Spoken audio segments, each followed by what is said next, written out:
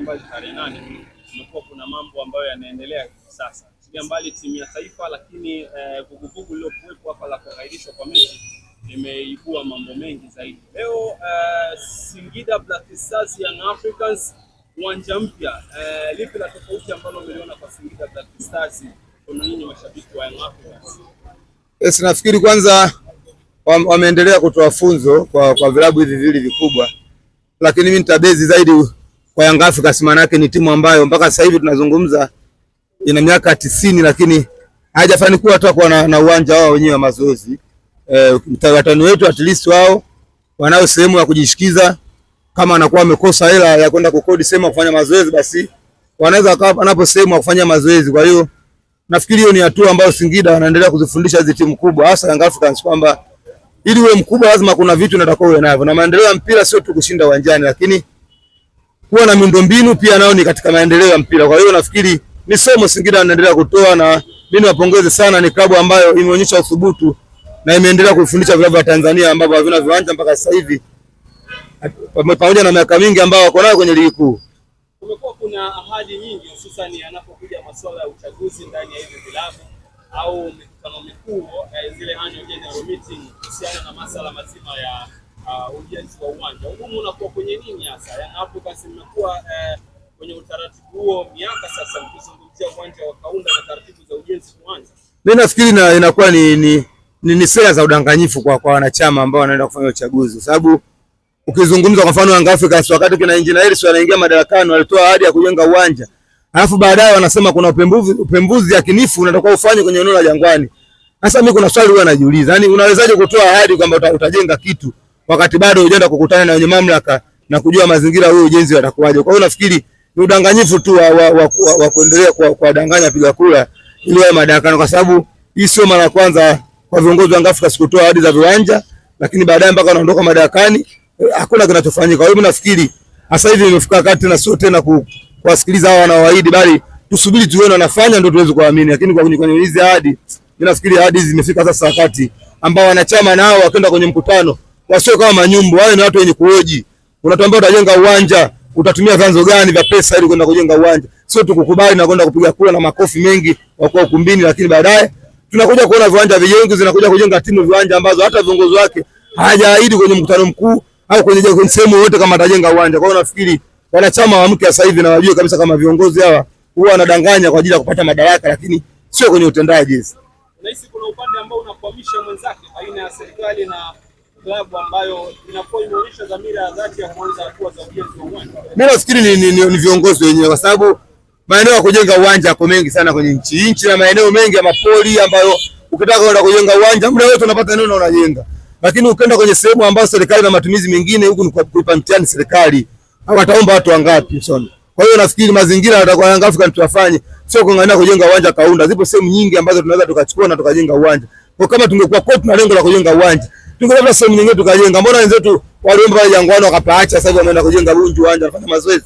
Kwa hiyo unaona mazingira haya yanaakisi kwa kujenga uwanja leo kwa lazima ile Jangwani. Kwa kulazimisha Jangwani ni watu ambao wanaonekana hawako serious, ila wanaongea kama kampeni tu.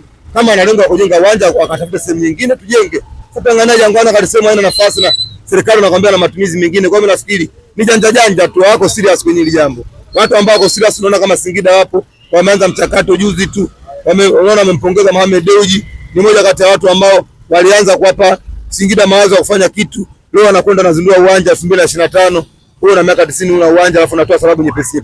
Umegusia Mohamed Dewji, ni mmoja kati ya watu ambao Simba wanajivunia kuonekana katika kila maeneo, wao wanakuwa wana mchango wao. Kwenye hili watazungumza kwamba Mo anakuwa na mchango kwa Singida Black Stars kabla ya Yanga kuwa na ukaribu zaidi na Singida Black Stars. Kwako hili wewe unalizungumzia? Kwanza mimi kama familia ya Dewji yote kwa ujumla niwapongeze. Ukitafuta familia yenye mchango mkubwa kwenye nchi ya football, hasa kwenye vilabu hivi viwili vikubwa, utawakuta hao familia kina Dewji wako pale mbele. Kwa nini nakwambia hivyo? Kwa mfano Simba Sports Club, 90% ya mafanikio yao ya mashindano ya kimataifa wameyapata kwa kwenye mikono ya kina Dewji. Lakini Young Africans tumeamka baada ya kuona Simba anafanya vizuri kwenye mashindano ya Kiafrika. Nani aliamsha Simba na kufanya vizuri? Ni familia hiyo ya kina Dewji chini ya Mohamed Dewji.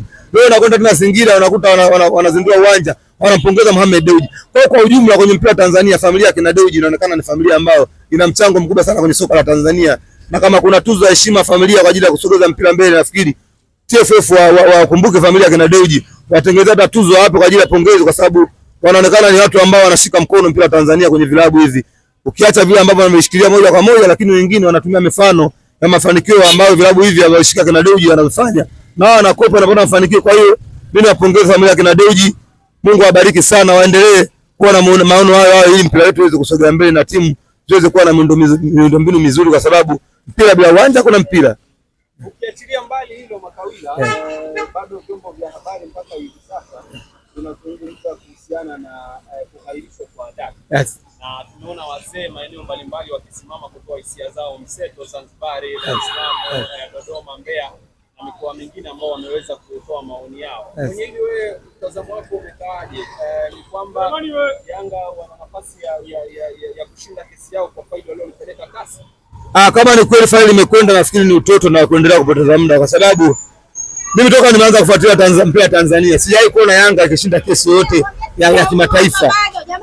Kesi ambazo Yanga utakuta wanashinda ni zile ambazo TFF wanaziamua kwa kutumia busara. Lakini mara nyingi unakuta Yanga Africa kesi nyingi, tuna kesi zaidi ya 13 zote tumeshindwa. Sasa tunakwenda kufanya nini? Hapa Tanzania tu ndani hapa tuna kesi karibu 10 tumeshindwa. Ukianza kesi ya Morrison tumeshindwa, kesi ya Kagoma tumeshindwa. Hizo ni za hapa tunaweza kwambia yani. Kesi ya kina Kambole tunashindwa, kesi ya kina Madurunja tunashindwa, kesi ya Lukembe mtu anafikia mpaka watu wanatutukana lakini tunashindwa. Kwa hiyo mimi nafikiri hakuna haja ya kwenda huko. Tayari si mpira wetu, hasa kama Yanga niongeza asi yangu. Ni timu ambayo inaonekana imejiwekeza kwenye mambo ya hii mipira ya nini nasema ya busara. Pesa sasa na Yanga imeshia wapi? Kwa hiyo ni watu ambao wanaonekana hawako serious kwenye mazingira yao. Kwa hiyo mimi nafikiri watu wangestiki zaidi kwenye kuzungumzia mpira uchezwe kuliko kuzungumza sehemu ambazo naona sasa tukienda mara nyingi watu tunashindwa. Sasa tunazungumza kwenda kasi kufanya nini? Utaenda kulipa mamilioni ya pesa baadaye unashindwa na muda ushakwenda na mechi itakuwa ucheze. Sasa itakuwa na faida gani? Ipange tarehe kwenye mwezi wa 4.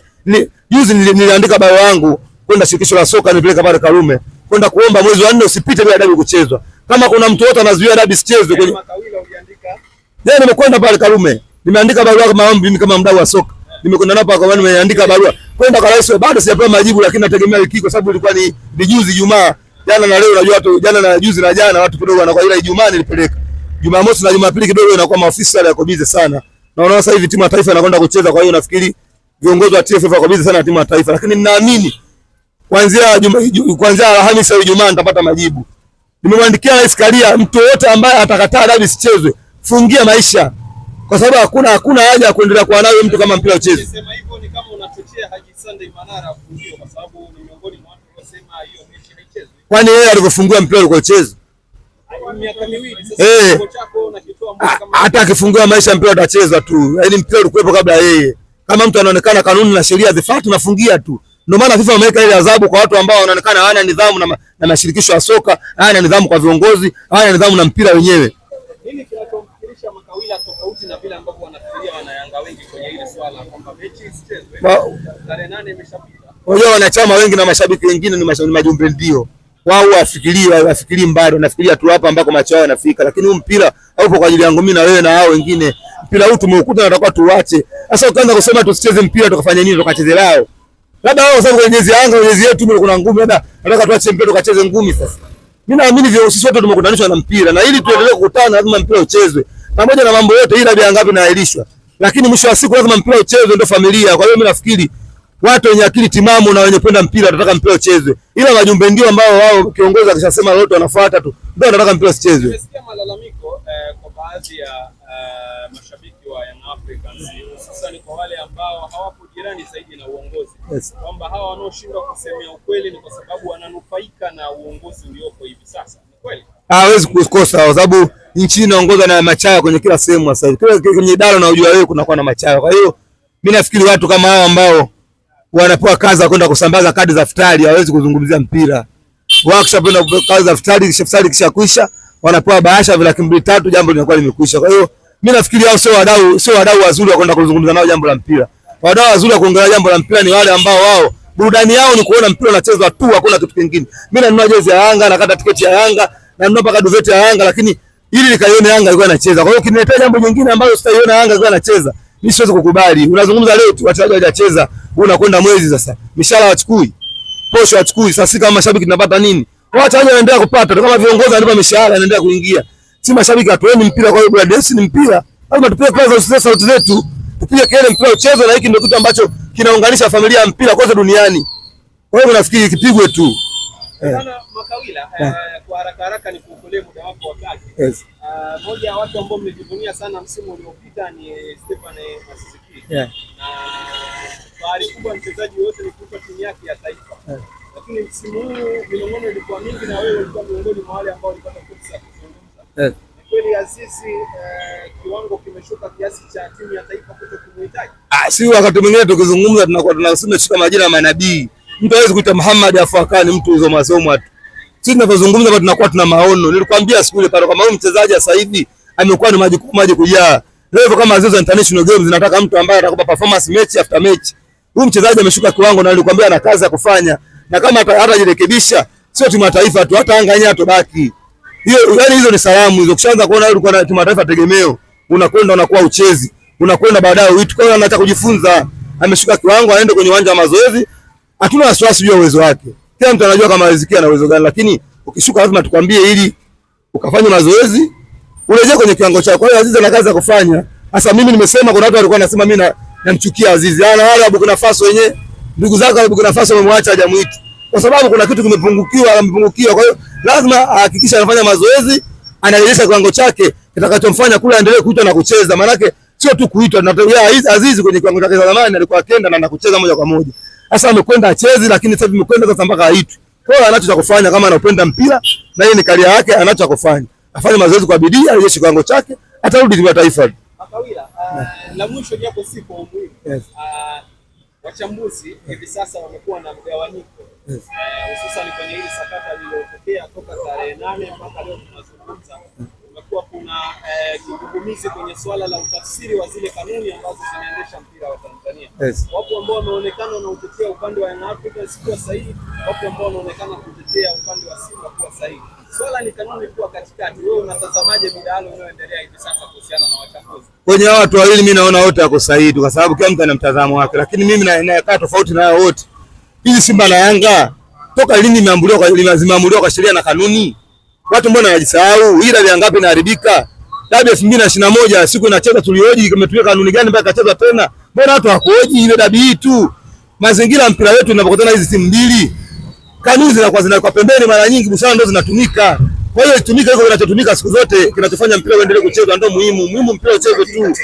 Kanuni na sheria hizi timu mbili ukisema ufuate, utashada haja siku zote. Kila siku utakuwa unapa adhabu tu. Young Africans imepita milango sio mara 14 mwaka jana. Kikanuni makosa mara 14 ndio kupewa adhabu nyingine kubwa. Mbona hajapewa na watu waongelee hilo? Kwa hiyo mnafikiri tuwasangalie sheria na kanuni, waangalie kutetea mpira uchezwe basi, kwa sababu timu zetu ndio zimejiwekeza hivyo. Huko kwenye kanuni tutakwenda taratibu, lakini sio kuzuia mpira uchezwe tufuate kanuni. Mimi nasema hapana. Mpira uchezwe, kanuni na sheria tutaendelea kurekebishana taratibu. Mwisho unamwambia nini injinia kwenye swala la uwanja? Singida wao sasa hivi wana nyumbani kwao. Achana na Jangwani, tukatafuta sehemu nyingine tucheze tu, tukajenge uwanja hata mazoezi. Tukanunua hata Kimanzichana hata Ruvu darajani tukajenge uwanja wa mazoezi. Sio lazima ile Jangwani tu. Asante sana.